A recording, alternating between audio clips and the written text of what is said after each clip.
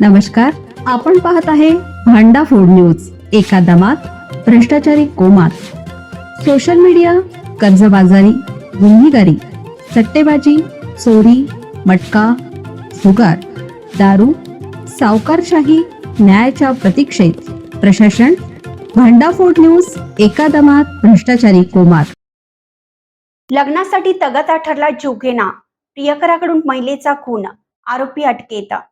लग्नासाठी सतत तगादा लावत असल्याने एका महिलेचा तिच्याच प्रियकराने गळा आवळून खून केल्याची धक्कादायक घटना जत तालुक्यातील अमृतवाडी परिसरात उघडकीस आली आहे.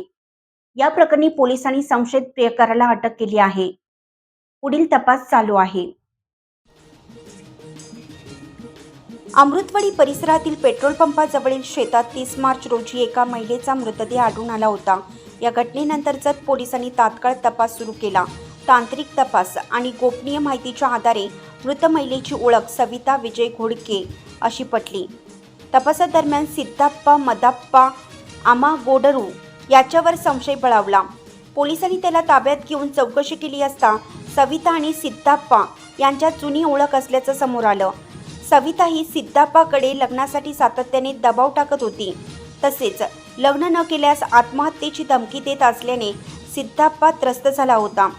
दरम्यान 28 मार्च रोजी सविता जत येथे आली असता सिद्धाप्पाने तिला दुचाकीवरून अमृतवाडी परिसरातील ओसाड शेतात नेलं. तिथे ओढणीने गळा आवळून तिचा खून केला. त्यानंतर पुरावा नष्ट करण्यासाठी तिच्या डोक्यात दगड घालून मृतदेह टाकून दिला.